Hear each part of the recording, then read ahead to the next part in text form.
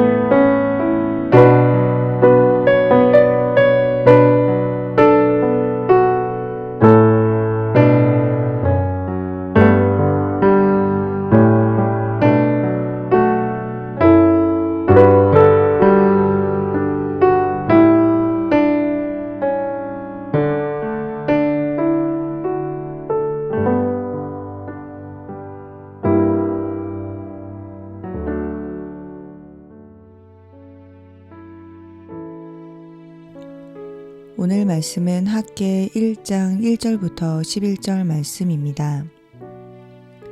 다리우스 왕 2년 여섯째 달 그 달 초하루에 학개 예언자가 주님의 말씀을 받아서 스알디엘의 아들 스룹바벨 유다 총독과 여호사닥의 아들 여호수아 대제사장에게 전하였다. 만군의 주님께서 이렇게 말씀하신다.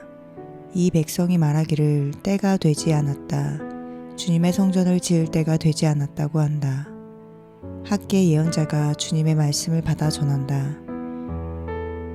성전이 이렇게 무너져 있는데 지금이 너희만 잘 꾸민 집에 살고 있을 때란 말이냐. 나 만군의 주가 말한다. 너희는 살아온 지난 날을 곰곰이 돌이켜보아라. 너희는 씨앗을 많이 뿌려도 얼마 거두지 못했으며 먹어도 배부르지 못하며 마셔도 만족하지 못하며 입어도 따뜻하지 못하며 품꾼이 품삯을 받아도 구멍난 주머니에 돈을 넣음같이 되었다. 나 만군의 주가 말한다. 너희는 각자의 소행을 살펴보아라. 너희는 산에 올라가서 나무를 베어다가 성전을 지어라.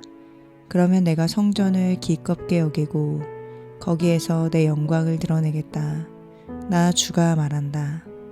너희가 많이 거두기를 바랐으나 얼마 거두지 못했고 너희가 집으로 거두어 들였으나 내가 그것을 흩어버렸다.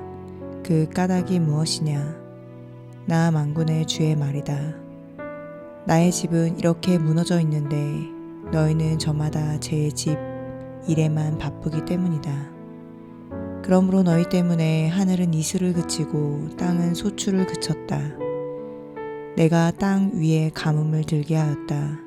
산 위에도 곡물과 새 포도주와 기름 위에도 밭에서 나는 모든 것 위에도 사람과 짐승 위에도 너희가 애써서 기르는 온갖 것 위에도 가뭄이 들게 하였다. 아멘.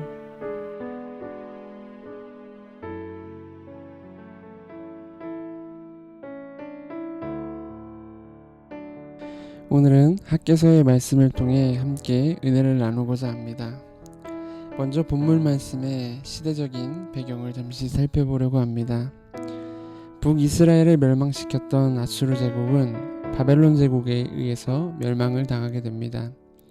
그리고 이 바벨론은 남쪽 유다까지 멸망시키고 근동 지역의 패자, 강자가 되었습니다. 하지만 바벨론의 영화도 그리 오래 가지는 않습니다. 근동의 강자였던 이 바벨론 제국은 페르시아라는 또 다른 강자에 의해서 멸망을 당하게 됩니다. 바벨론에게 멸망당하여 포로로 끌려갔던 남쪽 유다 백성들은 바벨론이 멸망하자 이제는 페르시아의 지배 속에서 포로 생활을 이어가게 됩니다. 긴 포로 생활을 하던 이스라엘 백성들은 기원전 538년 고레스 왕의 포로 귀환 칙령에 따라서 고향으로 돌아갈 수 있게 되었습니다. 수룹바벨을 중심으로 고향 땅으로 귀환하게 된 이스라엘 백성들이 직면했던 현실은 이전에 찬란했던 모습을 찾아볼 수 없는 고향 땅과 또 무너진 성전이었습니다. 이에 귀환한 이스라엘 백성들은 수룹바벨을 중심으로 해서 이 예루살렘에 제단을 만들고 또 예배를 드리고 이스라엘을 재건하려고 했습니다. 그리고 귀한 2년째 2월에는 성전을 재건하겠다고 선언하고 성전 재건을 시작하게 됩니다. 하지만 성전을 재건하고 황폐화된 땅을 회복하는 것은 매우 힘든 일이었습니다. 역사를 통해서 우리가 알고 있듯이 멸망했던 나라가 다시 일어서는 것은 어려운 일이기 때문입니다. 또 한 가지 문제는 이스라엘 백성들이 포로로 끌려간 이후 그 땅에 정착하여 자리를 잡았던 이방인들이었습니다. 이 이방인들은 크게 두 부류로 볼 수 있는데 에스라서 4장 2절과 열왕기하 17장 23절에서 24절을 보게 되면 하나는 아수르 왕 에사라돈이 이스라엘 쪽에 정착시켰던 이방인들이었고 또 한 부류는 이러한 이방인들과 혼합되어진 사마리아인들이었습니다. 이들은 성전이 허물어지고 멸망을 당한 예루살렘 땅까지 내려와 거주하고 있었습니다. 그런데 이들은 이스라엘 사람들이 성전 짓는 것을 원하지 않았습니다. 성전을 재건하는 것을 원하지 않았을 뿐만 아니라 성전을 재건하려고 했던 이스라엘을 괴롭혔습니다. 이와 같은 이방인들은 여러 가지 모양으로 이스라엘을 방해하였고 또 다양한 요인들이 맞물려서 성전 재건은 다리왕 2년 기원전 520년까지 중단되게 됩니다. 우리가 함께 읽은 말씀에 등장하는 이 학개 선지자가 사역을 시작한 때는 성전을 재건하는 일이 중단된 지 18년이 되던 때였습니다. 그리고 이것이 오늘 본문을 이루고 있는 배경입니다. 이렇게 성전 재건이 중단되고 많은 시간이 흐른 가운데서 하나님께서는 학개 선지자를 통해서 전달하고자 하는 바를 말씀하시는데 그것이 바로 2절 말씀입니다. 2절 말씀을 보게 되면 이 백성이 말하기를 때가 되지 않았다.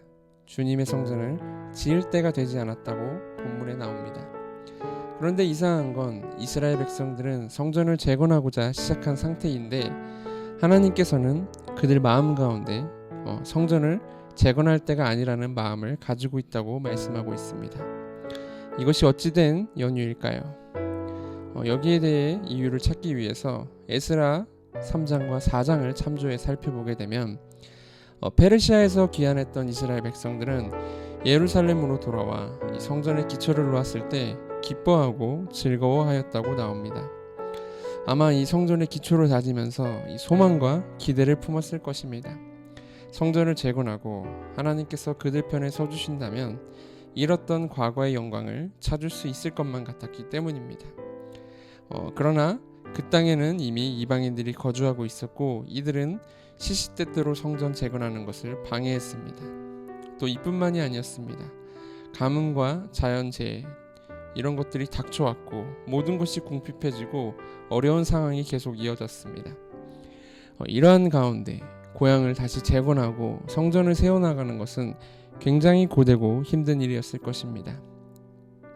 역사를 보면 이 전쟁의 패해 망한 나라들이 다시 나라를 세우기 위해 고분분투했던 것을 우리는 알고 있습니다. 이와 같이 이스라엘 백성들도 이러한 가운데 분명히 열심히 노력했을 것입니다. 그러나 눈앞에 펼쳐진 이 현실의 공고함 가운데 그들은 삶의 무게로 인해서 점차적으로 지쳐갔습니다. 또 이뿐만이 아니었습니다. 페르시아 제국이 혼란스러웠고 곳곳에서 반란이 생겼습니다. 이때 이 이방 사람들의 상소로 인해서 이 성전 재건이 불러일으킬 수 있는 이 오해와 문제들로 인해서 이스라엘 백성들의 마음은 점차적으로 위축됐고 또 마음의 상태가 안 좋아졌습니다. 이 반역이나 모반이라는 이 말이 주는 두려움, 또 당장 눈앞에 벌어지는 어려운 현실 가운데 이스라엘 백성들이 선택했던 것은 이 성전 재건의 손을 놓아버리는 것이었습니다. 분명 하나님을 향한 열심으로 일은 시작했지만 이 주위의 반대와 또 어려움 이 가운데 손을 놓아버리고 그것에 그친 것이 아니라 열정과 열심까지 잃어버리게 된 것입니다. 그래서 하나님께서는 이러한 이스라엘의 모습을 학개 선지자를 통하여 책망하십니다. 열정과 열심을 잃어버린 채 이것은 하나님의 집이니까 하나님이 하시겠지, 나는 모르겠어 하면서 차일 피일 미루는 그들에게 하나님께서는 이렇게 말씀하십니다. 4절 말씀입니다. 성전이 이렇게 무너져 있는데 지금이 너희만 잘 꾸민 집에 살고 있을 때란 말이냐. 하나님의 성전은 사람도 짐승도 거하지 않을 만큼 무너지고 파괴되었는데 너희들은 지금 아름답고 든든하게 잘 꾸며진 집에 거주하고 있으니 이것이 옳으냐고 물어보신 것입니다. 한번 우리가 상상해보기 좋은 상황을 만들어 보겠습니다. 아름답고 멋있는 도시가 있다고 한번 가정을 해보겠습니다. 그런데 그 가운데에는 아주 커다란 터가 있는데 그것이 20여 년이 가까이 되도록 방치되고 아무도 손을 대지 않고 버려두었다고 한번 생각을 해보겠습니다. 어떻겠습니까? 을씨년스럽고 황폐해 보일 것입니다. 분명 주변은 멋있고 아름다운 건물들이 있는데 그 한가운데는 이 황폐하고 폐허가 된 잔해들이 있는 것입니다. 우리가 상상하는 이 모습처럼 이스라엘 백성들은 자신들의 집은 잘 꾸민 집으로 아름답고 멋있게 만들었습니다. 하지만 성전을 재건하고자 했던 것은 잊어버렸습니다. 자신들이 사는 집은 튼튼하고 아름답게 만들면서 잘 살폈지만 정작 하나님의 성전은 그러한 잘 꾸민 집 한가운데 덩그러니 터만 있어도 모른 채 하고 하나님이 하시겠지, 난 모르겠어라고 하는 것이 이스라엘의 모습이었습니다. 아마 이 사람들도 아침에 눈을 뜨고 나오면 보았을 것입니다. 자신들의 집은 잘 지어져 있지만 하나님의 집이 황폐하게 폐허가 된 것을 두 눈으로 보았지만 힘드니까 어려우니까 지금은 때가 아니라고 말하고 그렇게 여긴 것입니다. 자신들의 당장의 삶과 자신들의 안위가 하나님을 향한 마음보다 더 우선순위에 있었던 것입니다. 하나님께서는 이러한 마음을 이미 알고 계셨습니다. 그래서 선지자를 통해서 이러한 것을 지적하시며 다음과 같이 말씀하십니다. 이 5절을 보게 되면 너희는 살아온 지난 날을 곰곰이 돌이켜 보아라. 또 7절을 보게 되면 너희는 각자의 소행을 살펴보아라 라고 나옵니다. 한마디로 표현하자면 너희의 행실이 어떤지 곰곰이 한번 생각해 보라는 것입니다. 지난 과거를 쭉 되돌아보고 좀 생각을 해보라는 것입니다. 이 말은 결국 그들이 여태껏 어떠한 길, 어떠한 방식을 택해서 여기까지 왔는지 자신들이 왔던 그 길을 돌아보라는 말입니다. 이방인들이 다스리는 타국 땅에서 만국의 서름을 겪으며 살아왔던 그들이 다시 고향 땅으로 왔을 때 그들은 기뻤습니다. 에스라에서 언급했던 것처럼 고향 땅으로 돌아온 곳에 기뻐하고 감사하고 또 그것에서 이전에 그들이 하나님을 떠나며 잊어버렸던 삶, 하나님의 백성으로서의 삶을 그들의 옛 터전에서 다시 세워가리라 다짐했습니다.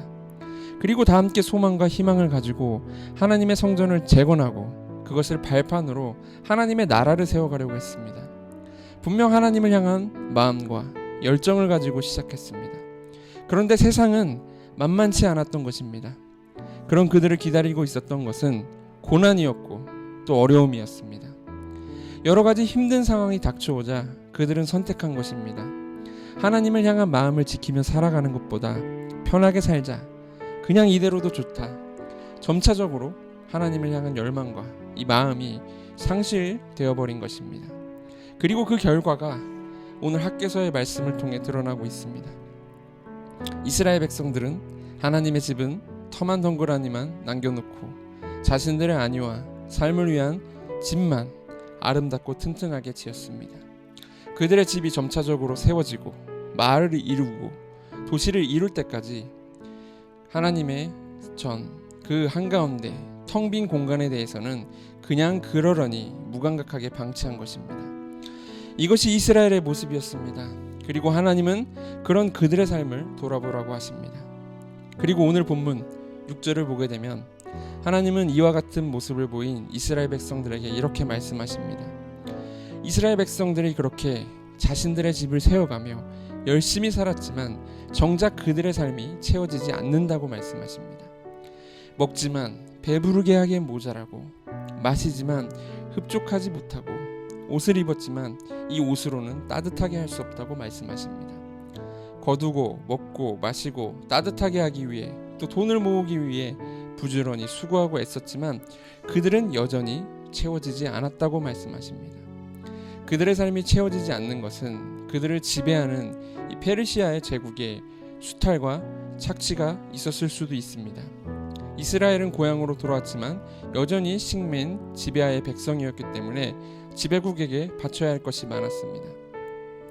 그러나 오늘 학개서에서는 원초적으로 그들의 삶 가운데 이러한 것들이 채워지지 않는 부분들의 원인에 대해서 하나님께서 불어버리신 것이라고 말씀합니다.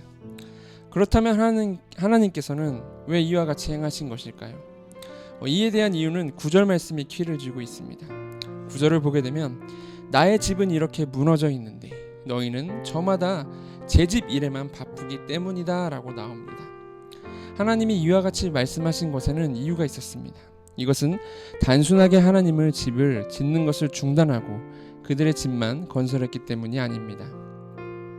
하나님께서는 거듭해서 이 학개서에서 성전 재건을 말씀하고 계시는데 이 성경의 내용을 가만히 살펴보게 되면 애시당초 하나님께서는 성전을 원하지 않으셨습니다. 그래서 성전을 짓겠다는 이 다윗의 요구도 거절했습니다. 물론 이 다윗이 손에 피를 묻혔기 때문에 그런 이유가 있었기도 했지만 하나님께서는 애초에 성전을 짓는 것을 원하지 않았습니다. 그리고 또 아름답기 그지없는 성전을 지은 이 솔로몬이 열왕기상 8장 27절 말씀에서 이렇게 말합니다. 하늘과 하늘의 하늘이라도 하나님께서 거하실 곳이 못 되는데 하물며 이 돌로 지은 곳에 하나님을 계시라고 하겠습니까? 라고 말합니다. 그러면 무언가 이상한 것이 아닌가 생각하실 수 있습니다. 성전을 짓지 않았다고 책망하셨는데 또 성전을 원하지 않는다고 하면 잘못된 게 아닌가 생각할 수 있습니다. 그런데 우리가 잊고 있는 한 가지가 있습니다. 바로 그것은 성전의 본질입니다. 성전의 본질이 무엇일까요? 이 성전의 본질은 하나님의 임재입니다. 죄가 있는 우리의 마음 가운데 거룩하신 하나님께서 거하실 수가 없기 때문에 성전을 통해 그 지성소 안에 하나님이 임재하시면서 우리들 가운데 거하시기 때문에 우리는 그 하나님과 교제할 수 있는 기회가 생긴 것입니다. 그리고 이 교제 가운데 온 세상을 주관하시는 하나님께로 돌이켜서 하나님 안에 거하게 하는 것이 성전의 가장 큰 역할입니다. 하나님이 원하시는 것은 하나님을 떠났던 이스라엘 백성들이 이전에 잘못된 행동을 회개하고 마음을 돌이켜서 다시금 그들의 마음 가운데 하나님을 온전히 사랑하는 그 일이 벌어지는 것을 원하셨습니다.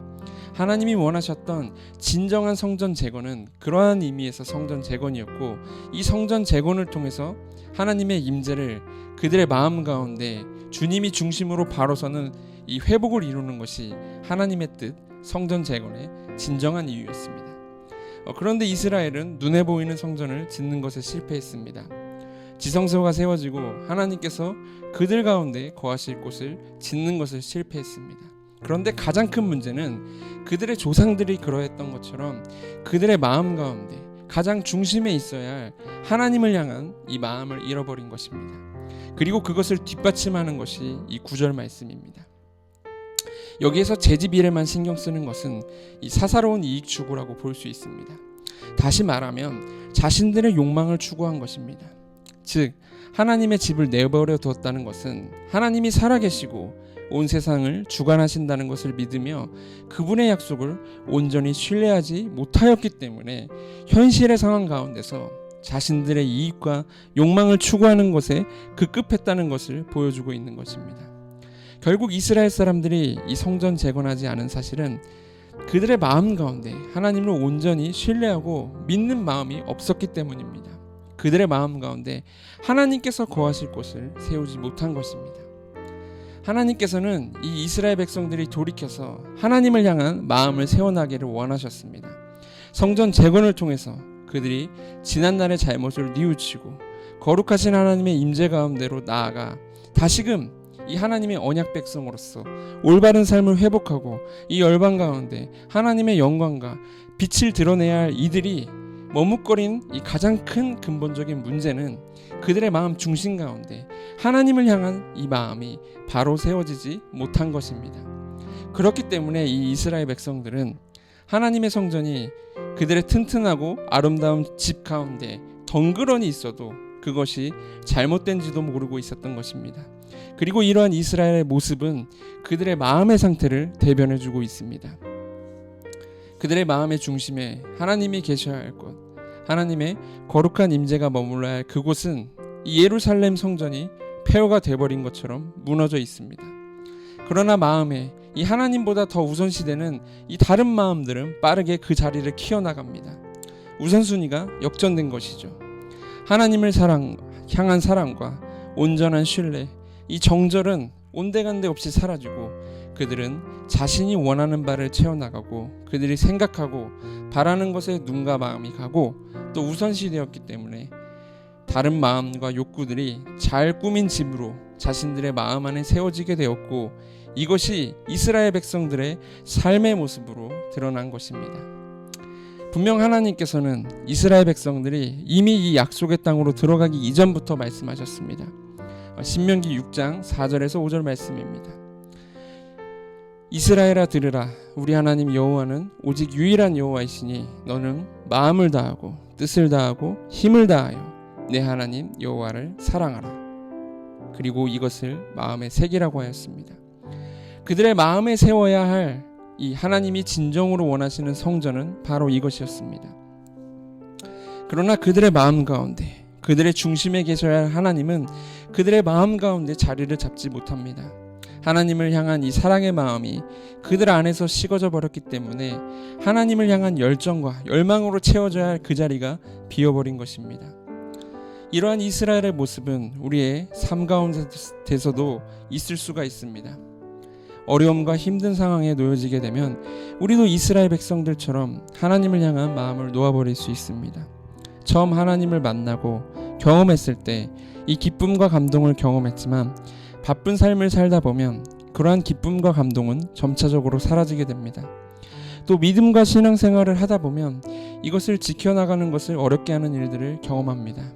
그럴 때 우리도 이스라엘 백성들이 그랬던 것처럼 우리 마음에서 우선순위가 뒤바뀔 수 있습니다. 그런데 이것이 지속돼 버리면 이스라엘 백성들이 그랬던 것처럼 우리도 우리의 마음 가운데 하나님이 아닌 잘 꾸민 집들이 중심이 되어버리게 됩니다. 이스라엘 백성들이 자신들의 집은 잘 꾸미고 세우면서도 매일 아침 눈뜨며 보았던 폐허가 된 이 성전에 대해서 그러려니 했던 것처럼 우리의 마음도 이처럼 무뎌질 수가 있습니다. 그렇다면 어떻게 해야 할까요? 여기에 대한 힌트는 7절에 있습니다. 7절을 보게 되면 지금 당장 산에 가서 나무를 하라고 나옵니다. 이것이 어떠한 말인지 쉽게 설명을 드리자면 이스라엘의 솔로몬 성전, 이 예루살렘 성전은 이 레바논의 백향목을 비롯해서 순금 등의 값진 재료들로 지어졌습니다. 그런데 하나님께서는 지금 이러한 것들이 중요하지 않다고 말씀하시는 것입니다. 외향적인 것, 겉으로 드러나는 것이 중요하지 않다는 것입니다. 폐허가 된 이 성전을 재건하는 것은 백향목도 금은 보화도 아니라는 것입니다.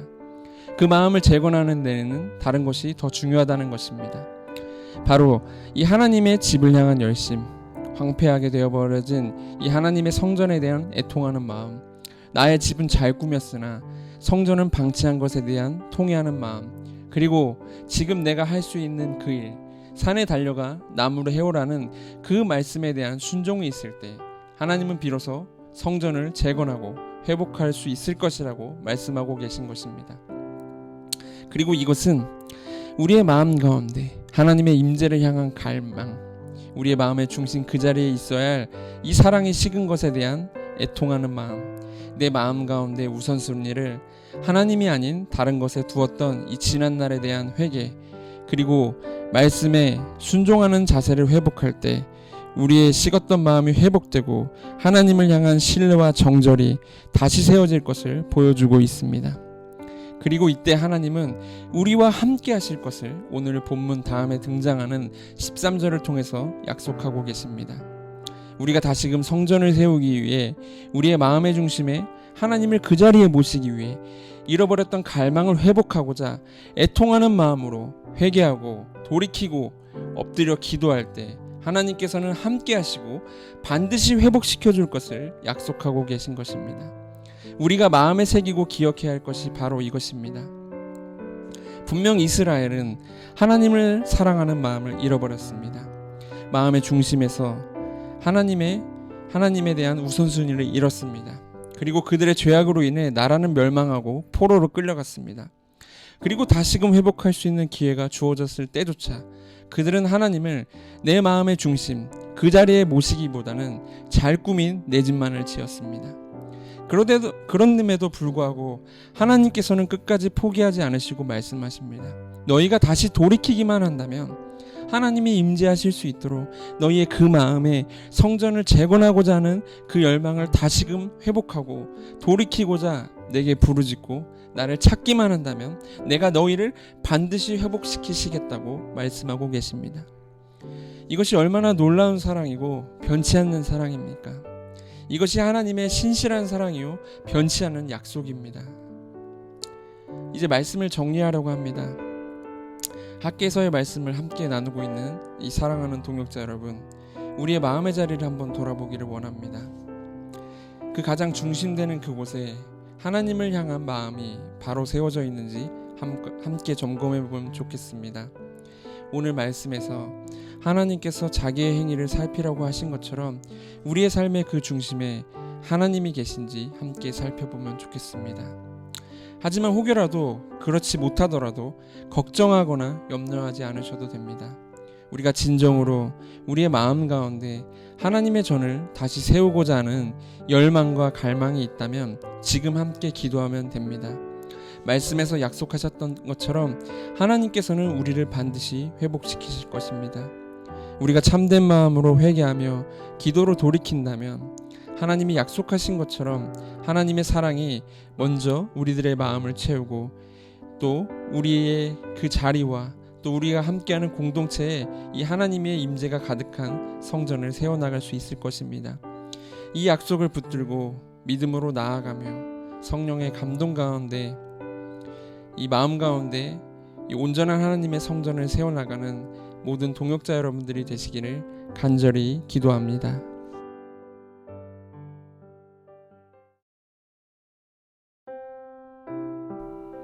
오늘 들으신 말씀을 생각하시면서 함께 기도하시겠습니다.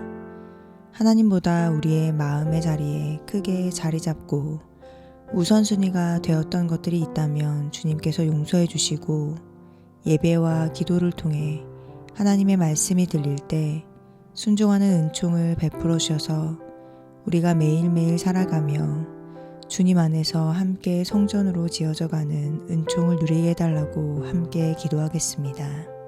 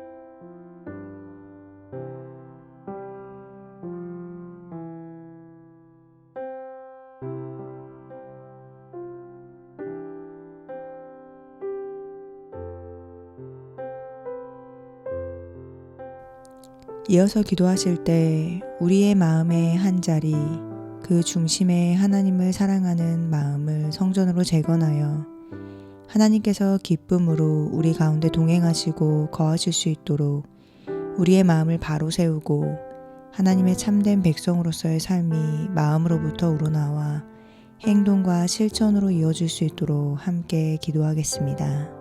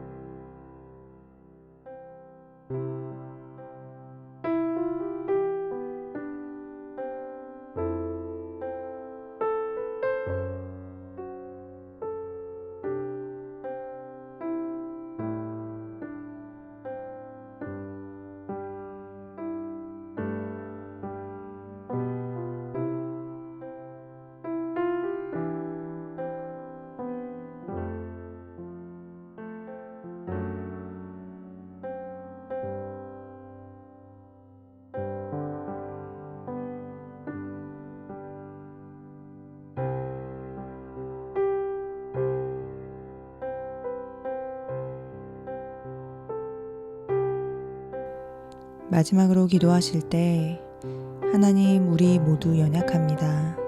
때로는 앞에 놓여진 상황 때문에 우리의 마음이 흔들려 하나님이 계셔야 할 그 자리를 온전히 지키지 못할 때도 있습니다. 우리의 삶 가운데 은혜를 베푸셔서 우리의 마음을 늘 지키며 살아갈 수 있도록 도와달라고 함께 기도하시겠습니다.